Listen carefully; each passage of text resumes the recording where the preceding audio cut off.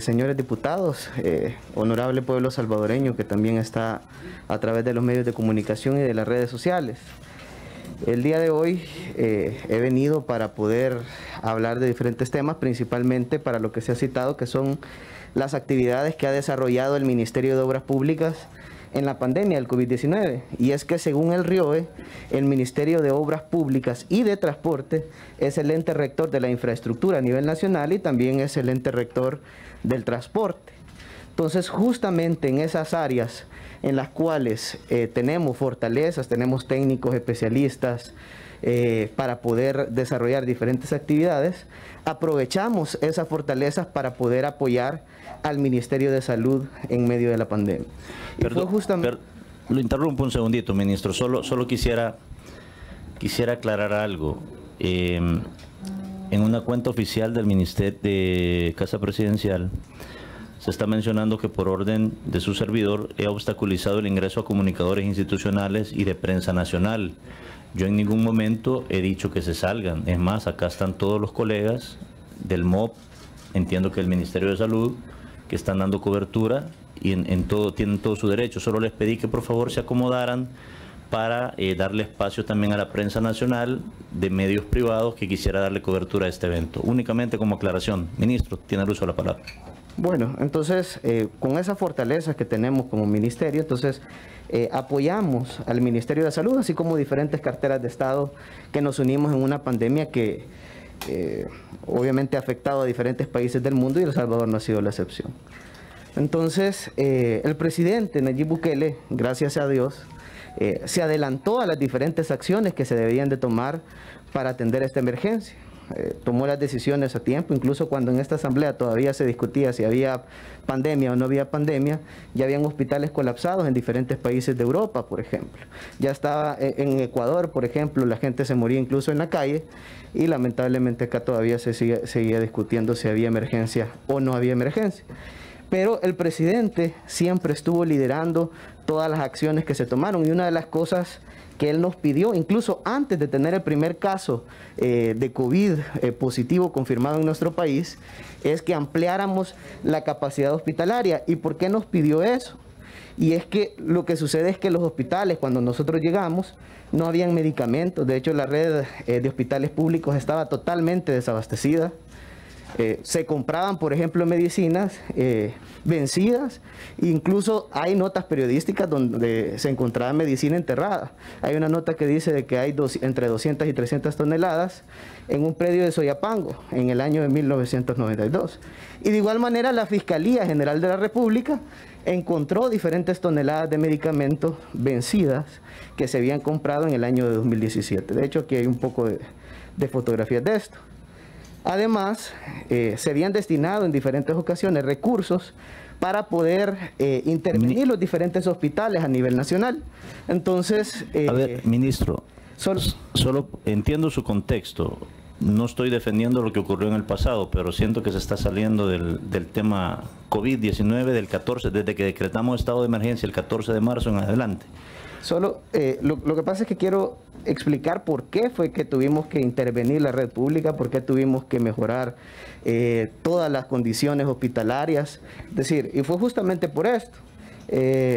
Ahí tenemos, por ejemplo, un programa que se llamaba RESA, donde el exministro de Salud incluso fue a juicio por corrupción, donde se dieron cerca de 6 millones de dólares y no encontramos mejoras en la red hospitalaria. De hecho, en los presupuestos se aprobaron miles de millones de dólares para brecha presupuestaria, para proyectos de mejoramiento de la red pública nacional, de escuelas, etcétera, en los últimos 30 años. Y esta es la forma en la cual encontramos los hospitales nacionales.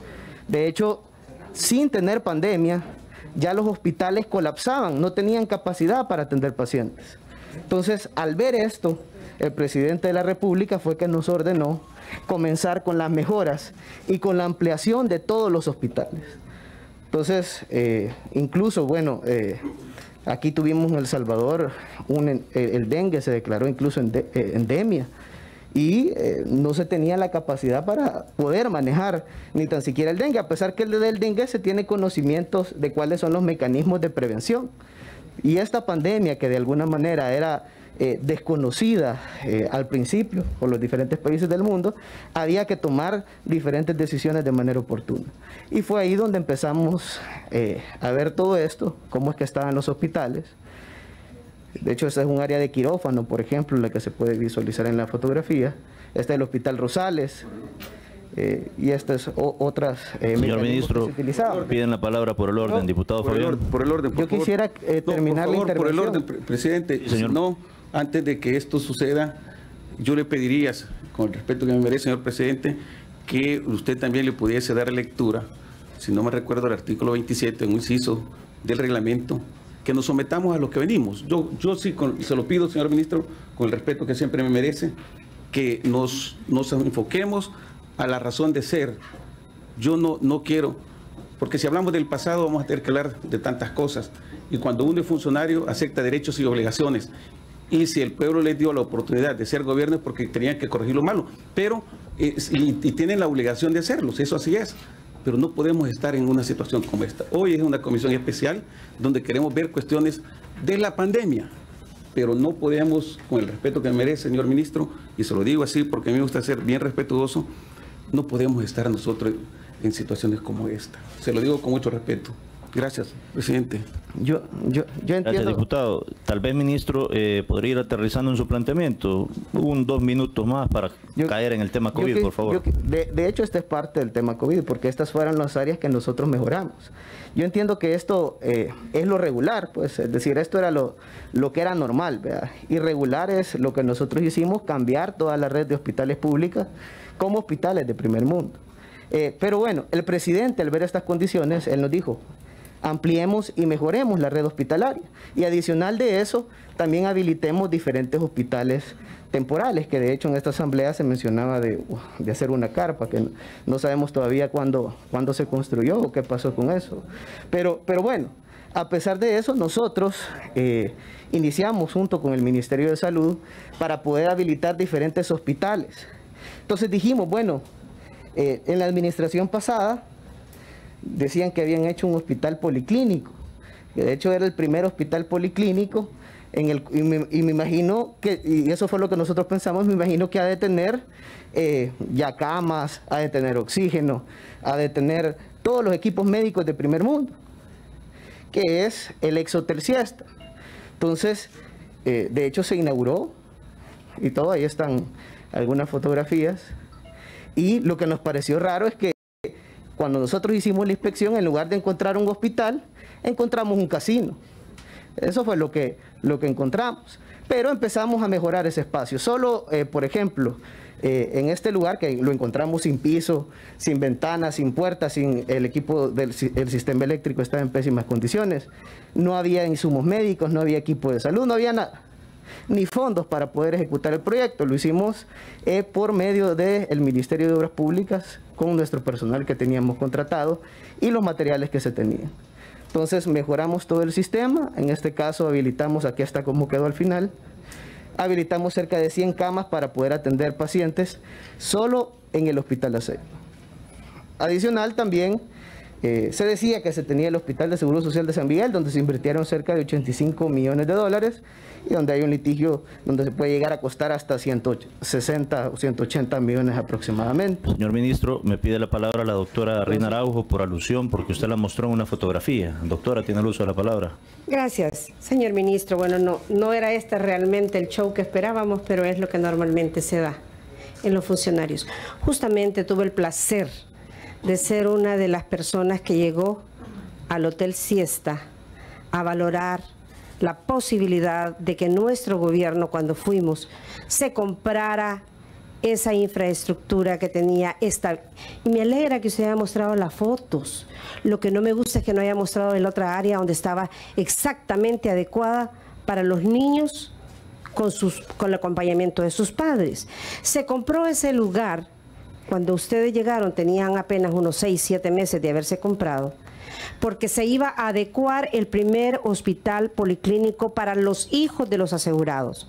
Y se compró justamente ese espacio, señor ministro, por 9 millones aproximadamente, puede ser un millón más, no recuerdo exactamente el dato, porque justamente tenía hasta el área de piscina que nos iba a servir para toda la infraestructura, porque nosotros pensábamos en toda la infraestructura desde la perspectiva ambiental, que es como se construye un hospital.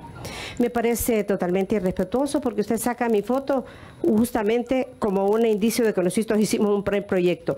Ese proyecto se compró casi para terminar la administración del doctor Ricardo Sea, de una manera transparente. No se empezó a utilizar porque no había espacio para lo que era el área de parqueo. Y me parece que lo importante es no sacar de contexto, señor ministro, las ejecuciones de las acciones que se hicieron anteriormente, como ustedes en su gobierno tienen acostumbrado. No es justo venir, no es justo, señor ministro, venir a echarse usted flores cuando realmente el jardín fue abonado antes de que ustedes llegaran. Así de, con todo el respeto del mundo, ¿verdad?, sería prudente que mejor pasemos a las preguntas que específicamente cada uno de nosotros como diputados tenemos para cada funcionario. Porque aquí, si ustedes nos van a echar tierra, nosotros también le vamos a echar tierra, señor ministro. Y no es ese el objetivo. El objetivo es hablar específicamente de cómo se está construyendo el hospital, de para cuándo está listo, de cuáles son las experticias que usted tiene como ministro en la capacidad de la construcción hospitalaria. Eso son lo que nosotros queremos. Escuchar todo esto que usted ha venido a decir. Nosotros ya sabemos que ustedes lo han manejado en redes. Y termino y cierro con esto. Fue un honor participar en la compra de un edificio para el policlínico que iba a servir para los niños de los trabajadores. A ver, ministro. Diputado, ¿sí? yo quisiera que me dejaran terminar la exposición porque no he podido, no he podido ni tan siquiera presentar los datos, las intervenciones. Entiendo su planteamiento. Y me habían dado 15 minutos según la nota. No, no se preocupe, tenemos todo el día. No hay problema. O sea, el punto es este, ministro. Lo que pasa es que le pregunto yo si podemos aterrizar, si podemos ir aterrizando, si puede aterrizar usted para pasar a las preguntas y respuestas. O sea, yo entiendo el contexto que quiere darle, pero no sé si hay algo más que quiera agregar antes de las preguntas y respuestas. Bueno, sí, lo que pasa es que la diputada hace mención de que había un área para niños. Bueno, cuando llegamos no había nada, entonces se lo robaron, pues, o no sé, porque, decir, si llegamos al gobierno y no encontramos nada, yo solo estoy respondiendo una alusión que hicieron, pues, porque están diciendo que lo que estoy diciendo es mentira, y es todo lo contrario. Aquí están las pruebas. A ver, funcionarios, yo quisiera pedirles con todo respeto, sí, con todo el respeto que me merecen, que tratemos de llevar esto a una discusión de altura, a un debate de altura. O sea, aquí no se trata de venir a decir que robaron, porque de repente vamos a cuestionar nosotros lo que está pasando también. Entonces yo creo que no se trata de eso, simplemente son preguntas puntuales. Por eso le pregunto, ¿hay algún otro planteamiento que va a hacer usted antes de aterrizar, sin alusiones personales respecto a las acciones que ha ejecutado el Ministerio de Obras Públicas en el marco de la pandemia? Yo no mencioné a nadie de los que está aquí presente. Yo siento que la diputada se sintió aludida, pues, obviamente porque es la mostró en una fotografía, o sea. Estábamos mostrando la inauguración del proyecto. Es decir, ella estuvo presente, pero la idea era mostrar que se inauguró un proyecto y cuando llegamos no encontramos las paredes. Obviamente empezamos con un proceso de construcción, no tenía acceso ni para que ingresaran ambulancias. Hay fotografías donde nosotros estamos construyendo los accesos para que entren las ambulancias y poder habilitar ese espacio para poder atender cerca de 160 pacientes. Y de eso son 10 camas de cuidados intermedios y 7 camas de cuidados intensivos. De hecho, había un problema de drenaje, de inundación, el hospital se inundaba y hemos estado también trabajando en ese tema. Hay un hospital de Apopa que hacían mención también, pero eso sí no lo encontramos. Pero de los hospitales temporales, habilitamos el hospital de Jiquilisco, habilitamos el hospital de Tecoluca en 10 días con una inversión de $310,000 aproximadamente. Y con esto garantizamos solo en esos hospitales la capacidad para atender 500 pacientes de COVID-19. Adicional a ese se habilitó con el Ministerio de Salud el hospital de la segunda brigada, el hospital temporal de la segunda brigada de Comalapa. Y adicional, a ver, colegas, si vamos a estar jugando, apretando botones, no vamos a terminar hoy. O sea, Dígame, doctora.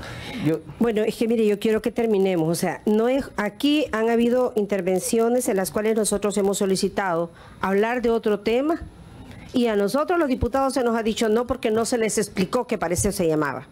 En este tema, mire, yo respeto al señor ministro. El Hospital de San Miguel, señor ministro, no fuimos ni siquiera nosotros los que lo elaboramos, fue la UNOPS.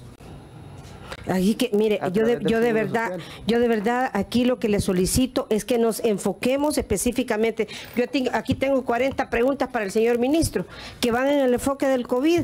Si él, nadie va a hablar bien de la casa ajena.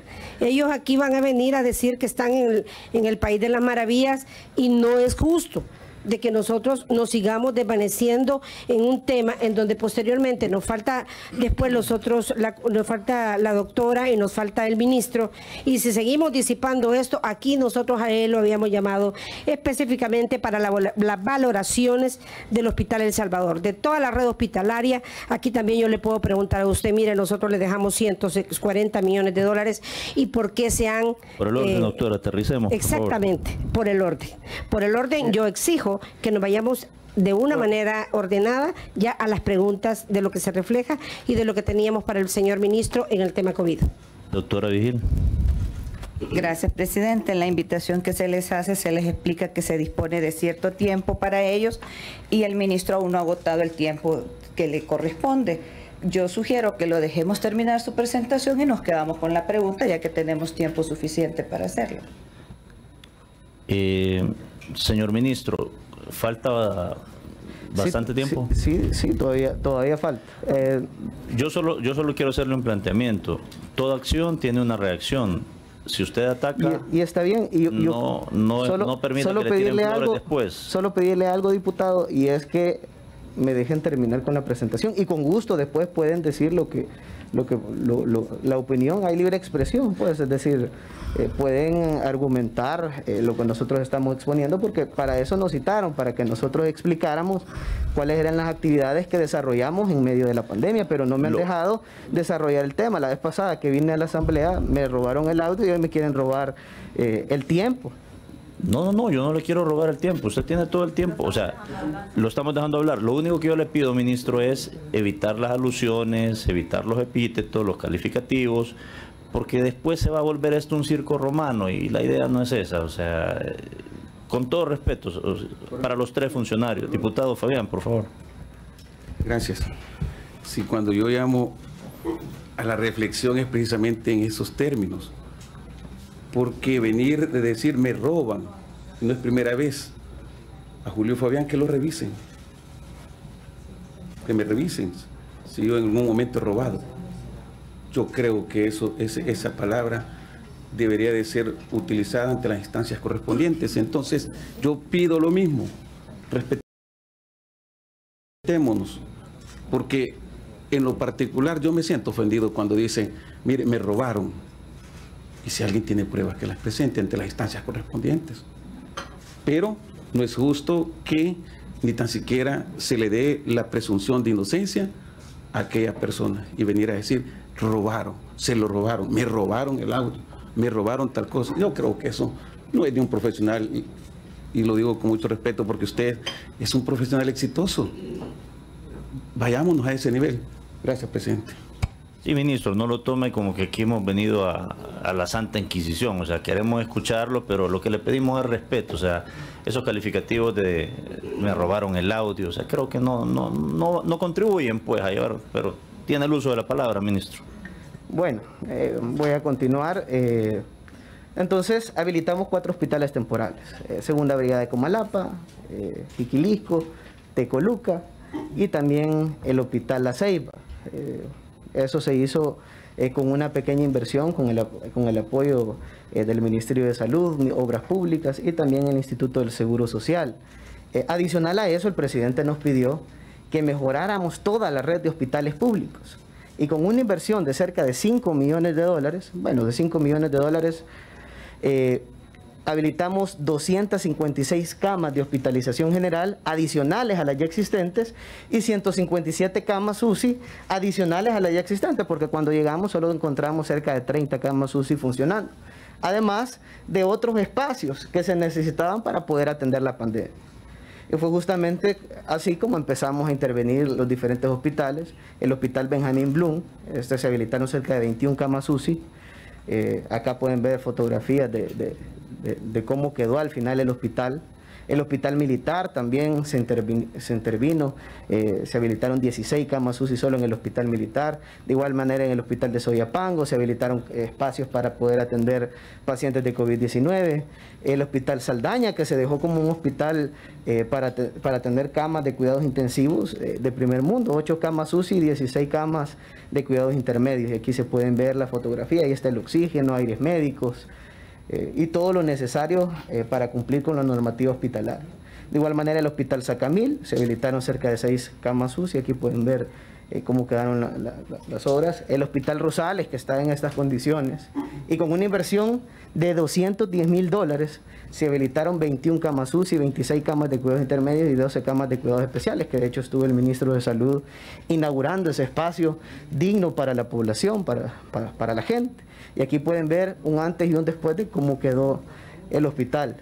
Aquí está con monitores, con todo el sistema de oxígeno, aires médicos, etc. Y así fuimos cambiando diferentes espacios. Por ejemplo, este espacio lo transformamos como un albergue para todas las familias o todas las personas que iban a este hospital. Igual el hospital de San Bartolo, se realizaron intervenciones, se habilitaron 14 camas de hospitalización general en el hospital de San Bartolo. En el hospital de Suchitoto de igual manera se habilitaron camas. En Zacatecoluca se habilitaron cerca de 40 camas de hospitalización. En el hospital de San Vicente 22 camas de cuidados intermedios. De igual manera el hospital de Hilo Vasco, acá pueden ver, se hicieron una serie de intervenciones para habilitar 10 camas de hospitalización para pacientes de COVID, se adecuó un espacio, un área de atención. El hospital de Cojutepec, que también en Cuscatlán, 40 camas de hospitalización. El hospital de Usulután, se habilitó un área COVID. El hospital de San Juan de Dios de Santa Ana también se realizaron intervenciones, se mejoraron pasillos, se habilitaron camas. De igual manera en Ciudad Barrios, en San Miguel. En San Juan de Dios de San Miguel también se realizaron diferentes intervenciones, centro de monitoreo, área de atención de pacientes, camas de hospitalización. En el hospital de Santa Rosa de Lima se intervino también, se habilitaron cerca de 20 camas de hospitalización general. El Hospital Nacional de la Mujer se realizaron intervenciones. En el Hospital de la Unión se construyeron pasillos, se iluminó el hospital, se adecuaron diferentes áreas para poder atender pacientes de COVID-19. El Hospital Nacional de San Pedro, también en Usulután, se mejoraron espacios, se habilitó un área nueva para pacientes de COVID. En el Hospital Santiago de María en Usulután, este es un área de quirófano, está en estas condiciones y lo transformamos en estas condiciones. Y aquí pueden ver cómo es que se iba mejorando la red de hospitales públicos para transformarlos en hospitales de primer mundo. Y además se habilitaron áreas COVID también. El hospital de Cabañas en Susutepeque, de igual manera se habilitaron 6 camas para atender pacientes de COVID-19, adicionales a las que ya se tenían. En Aguachapán, de igual manera se realizaron intervenciones. En Nueva Guadalupe, San Miguel, se mejoraron diferentes espacios y se adecuó un área especial para pacientes de COVID-19. En el hospital Jorge Mazzini Villacorte, en Sonsonate, de igual manera se intervino para poder atender pacientes de COVID-19. El hospital de Chalatenango, doctor Luis Edmundo Vázquez, una intervención del Ministerio de Salud y del Ministerio de Obras Públicas, está en estas condiciones y se transformó en estas, para tener hospitales de calidad para la atención del pueblo salvadoreño. De igual manera en Nueva Concepción, Chalatenango, solo ahí se habilitaron 14 camas de hospitalización general. En el hospital de Chalchuapa se habilitaron 5 camas de cuidados intermedios para poder atender pacientes. En el hospital San Rafael, con una inversión de $221,000, se habilitaron 4 camas UCI adicionales a las 8 que ya tenían en existencia. Y eso para poder garantizar la atención médica. Se mejoraron las áreas de quirófanos, por ejemplo. Acá pueden ver un área de quirófano como en las condiciones en las cuales se dejó al final. Y además de habilitar hospitales temporales y además de mejorar toda la red de hospitales públicos que estaban en el abandono y que había que ampliarlo y reconstruirlo, el presidente también nos encomendó prepararnos para lo peor. Y ahí fue cuando se tomó la decisión, y antes de tener el primer caso siempre confirmado de COVID-19, de la construcción del Hospital El Salvador. Y aquí está el hospital, un hospital de primer mundo, que de hecho han venido personas de Europa, especialistas de Europa, y dicen que, y ellos han dicho en diferentes ocasiones, que no darían ellos por tener un hospital como este en medio de la pandemia. Y este hospital ha servido para que la red pública a nivel nacional no colapse. Llegó en el momento indicado y la fase 1 y la fase 2 ya está en un 100% su construcción.